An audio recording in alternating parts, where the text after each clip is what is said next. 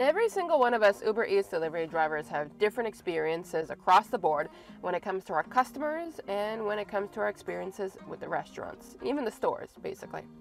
Now, your experience might be different than mine, and mine might be different than yours. But altogether, we can share that we've had experiences. Now, I'm going to share my least favorite experience, and you might be surprised on which one it comes from. Does it come from the customer or does it come from the restaurant? And then as well, I'm going to show you on your Uber Eats application where you can find that survey might have docked you. Now, I have never been hit with a bad survey, but I have had a bad experience. And my bad experience contributes to the restaurant, not my customers. I have never had a salty customer lash out at me directly, get mad at me, and revoke a tip directly, or any of that stuff. I have had it that have been tip baited. I have had it that they have texted me because they've been waiting forever for their food and no driver has delivered it. But never have I had a bad taste in my mouth from a direct customer experience when it comes to being an Uber Eats delivery driver. But with the restaurants, it's a different story. So I was doing an order for Sushi Shop one day, and this was a while back, I'll admit to it. And there was a bubble tea in the order. And when I went to go get the order, with my hesitation of never taking a bubble tea from the Sushi Shop before, I got a bag that was flat. I take the bag and I put it in my delivery bag, but the gentleman sees that I'm hesitant. So he looks at me and he says, "What?" And I said, I'm sorry, I'm just trying to see, is there a drink in the bag? And he turns around and he says, "Why do you question me? This is my job. That's your order. You take it and you go. You don't question. You don't question. You don't question." And he kept throwing that at me. And I said to him, "Sir, we're trying to work together here.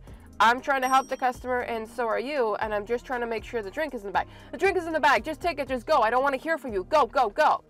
So I took my drink, well, the order, and I left. But what I did not know is with bubble tea and Sushi Shop is they have the press and seal machine. So they can press and seal the label so that the liquid doesn't come out and they can put it in sideways in the bag. If this gentleman that worked at the Sushi Shop had better communication skills, which obviously his customer service is jack then we would have been able to communicate better, that he could have explained to me, we have a press and seal system, there is a bubble tea, and I put it down sideways. But that's the most salty experience I've had with the restaurant. I mean, it's nothing too taboo. But you can go ahead and comment below your experience and which one was the worst one. Was it a restaurant or was it a customer, and what was your experience? Now, if you have a bad experience, sometimes it can hit negatively on your surveys. And if that happens, we want to know, where did it come from? In a recent video, I talked about Uber Eats removing the functionality of us drivers being able to rate the restaurants. And it seems to be that some people have never been able to even see where their ratings come from. So if you do have this functionality on your phone, you'll be able to see it, and I'll guide you to where you need to go.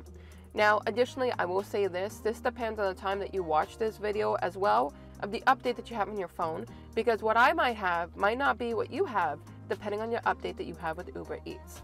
But starting off with your home page, if you hit the three lines on the top left-hand corner of your screen, you're going to have your options from your drop-down.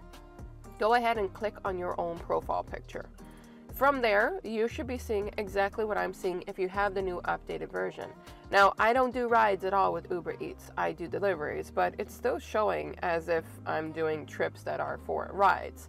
So I'm going to toggle over to the right-hand side and hit on deliveries. From there, you get my profile pictures and my ratings, cancellation rates, the whole etc. But let's hit on 100% satisfaction rate. And then from there, again, Uber has a thing for defaulting to rides. I'm not on rides, so it says ratings and it says rides.